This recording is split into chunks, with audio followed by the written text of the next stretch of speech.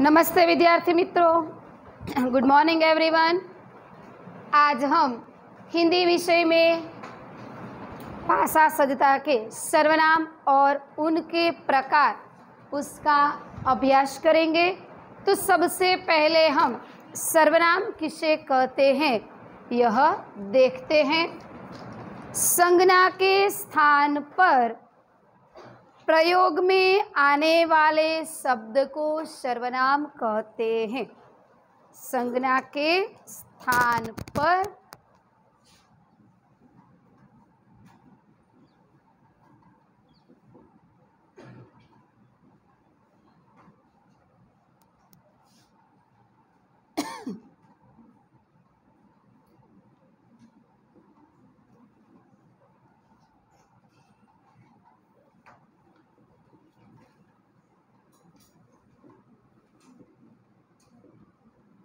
आने वाले शब्द को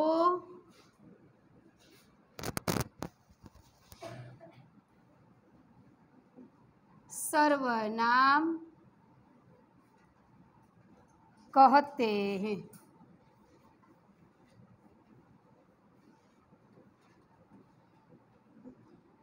तो संज्ञा यानी कि कोई व्यक्ति का नाम, वस्तु का नाम, पदार्थ का नाम, प्राणी का नाम, उसे हम क्या कहते हैं? संज्ञा।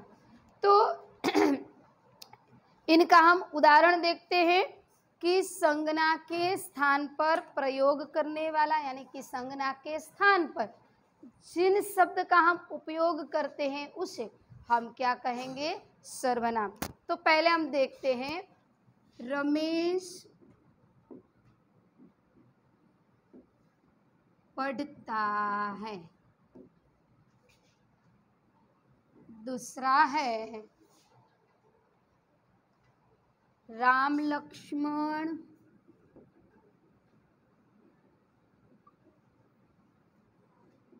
भाई। तो पहले हमें ये देखना है कि इनमें संज्ञा क्या है। रमेश पढ़ता है तो कौन सी संज्ञा है? रमेश। बाद में है राम लक्ष्मण भाई है, तो यहाँ पर राम और लक्ष्मण दोनों क्या है? भाई का नाम है। तो यहाँ पर क्या संज्ञा आएगी? राम लक्ष्मण। क्या आएगी? राम लक्ष्मण। तो अब हमें क्या करना है? संज्ञा के स्थान पर क्या करना है? संज्ञा के स्थान पर प्रयोग में आने वाले शब्द को क्या कहते हैं? सर्वनाम। तो यहाँ पर क्या लिखा है? रमेश पढ़ता है, तो ये रमेश क्या है? संज्ञा। राम लक्ष्मण भाई है, तो राम लक्ष्मण क्या है? संज्ञा। तो अब हम उन संज्ञा के जगह पर जिन शब्द का हम प्रयोग करेंगे वह क्या है? सर्वनाम। वह क्या है? सर्वनाम। रमेश, रमेश यानी कि वह पढ़ता है। तो यहाँ आपने देखा कि रमेश संज्ञा है, तो संज्ञा के स्थान पर कौन सा शब्द का प्रयोग किया हमने? वह। कौन सा शब्द का प्रयोग किया? वह। तो यहाँ पर जो दिया गया है वह क्या है? सर्वनाम। तो देखा आपने कि नाम की जगह जिन शब्द का प्रयोग होता है, यानी कि नाम की जगह, संज्ञा की जगह हम जिन शब्द का उपयोग करते हैं उसे क्या कहा जाता है? सर्वनाम। तो यहाँ पर क्या दिया गया है? राम लक्ष्मण भाई है, तो राम लक्ष्मण भाई हैं। तो क्या आएगा इसमें कि राम लक्ष्मण भाई थे, राम लक्ष्मण भाई हैं, यानी कि राम लक्ष्मण यानी कि दोनों भाई हैं। तो क्या आएगा?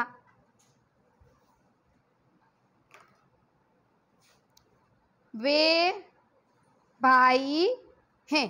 क्या आएगा? वे भाई हैं। तो यहाँ पर हमने देखा कि रमेश की जगह क्या आएगा? वह पढ़ता है। पता चल गया आपको? राम लक्ष्मण भाई है तो वह भाई हैं। तो संज्ञा की जगह जिन शब्द का प्रयोग किया गया है उसमें हमने देखा कि संज्ञा के स्थान पर हमने जो शब्द का प्रयोग किया वह क्या था? सर्वनाम। वह क्या था? सर्वनाम। तो अब हम सर्वनाम के प्रकार को देखते हैं।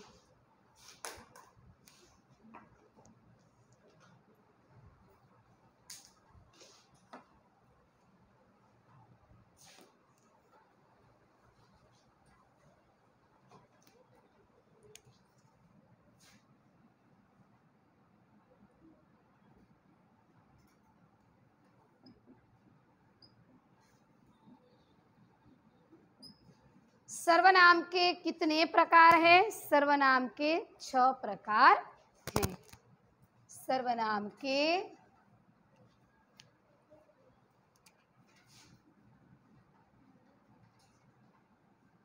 6 प्रकार हैं। कितने प्रकार है? 6। इनमें से पहला प्रकार है पुरुषवाचक सर्वनाम।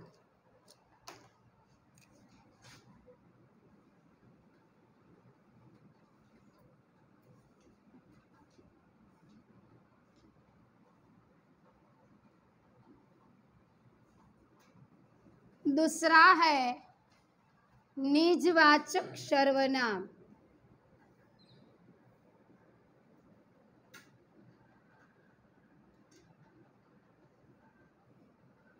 तीसरा है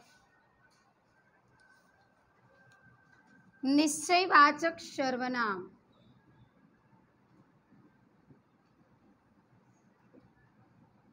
चौथा है अनिश्चयवाचक।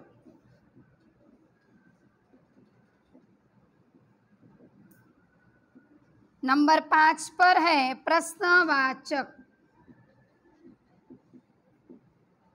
सर्वनाम और 6ठे नंबर पर है संबंधवाचक सर्वनाम। 6 प्रकार है। इसमें पुरुषवाचक, निजवाचक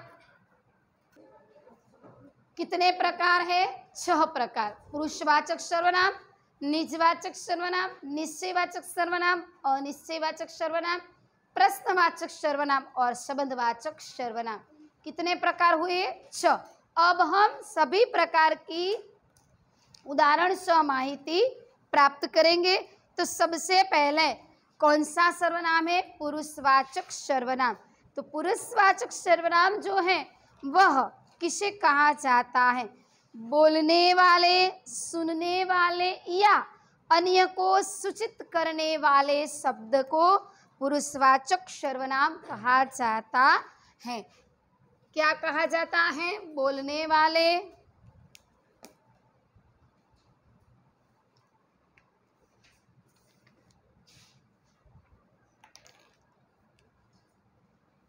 नंबर 1 पुरुषवाचक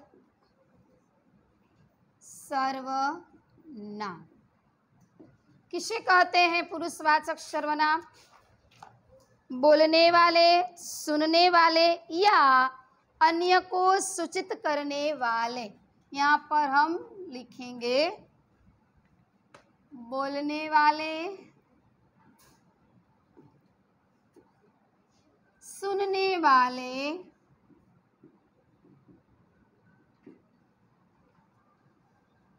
या अन्य को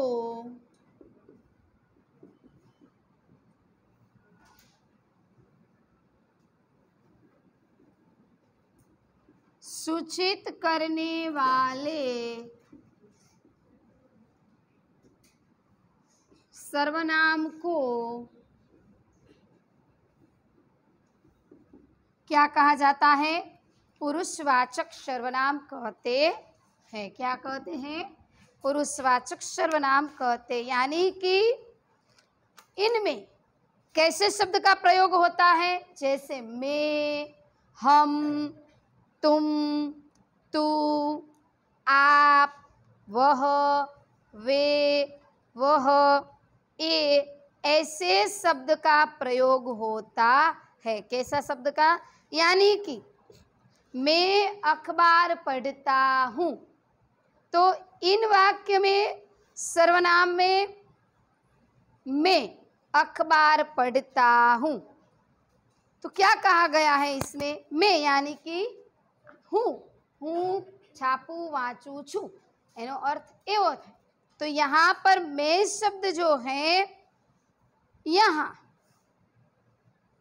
देखा आपने कि चिन्ह शब्द यानी कि नाम के स्थान पर यानी कि संज्ञा के स्थान पर जिन शब्द का प्रयोग होता है उसे सर्वनाम कहा जाता है। तो आपने देखा कि मैं अखबार पढ़ता हूँ, तुम वर्गखंड में जाओ।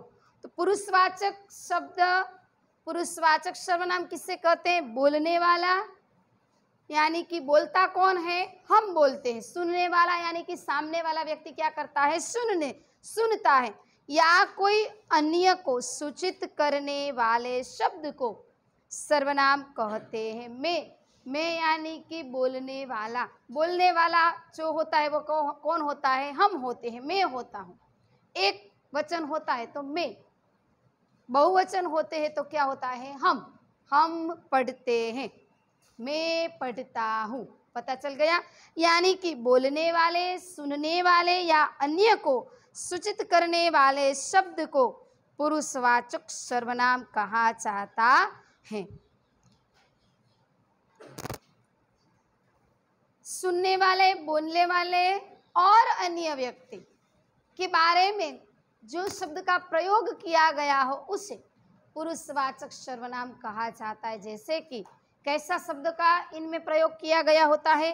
मैं, हम, तुम, तू, आप, वह, यह और ए। ऐसे शब्द का जब प्रयोग होता है तब वह पुरुषवाचक सर्वनाम कहा जाता है। यानी कि पुरुषवाचक सर्वनाम वाला जो वाक्य होता है इनमें इन शब्द का प्रयोग किया गया होता है। अब हम दूसरे सर्वनाम को देखते हैं।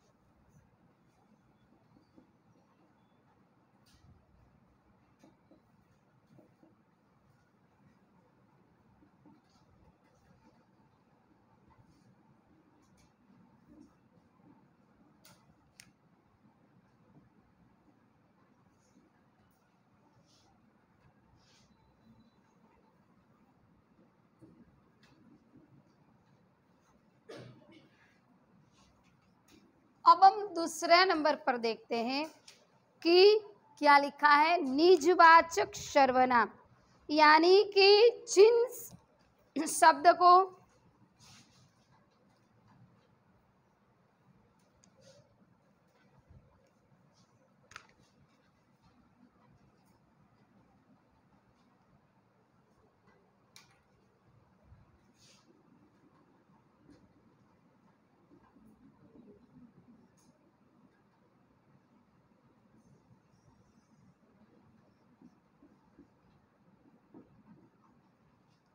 निजवाचक सर्वनाम किसे कहा जाता है? जिस सर्वनाम शब्द का प्रयोग स्वयं के लिए किया जाता हो उसे, जिस सर्वनाम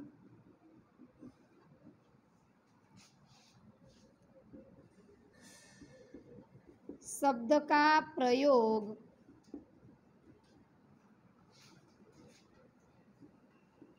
स्वयं के लिए किया जाता है उसे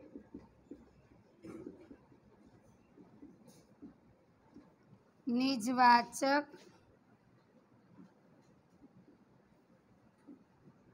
सर्वनाम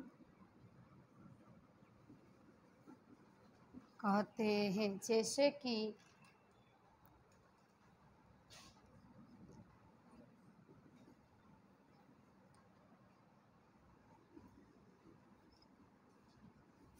खुद,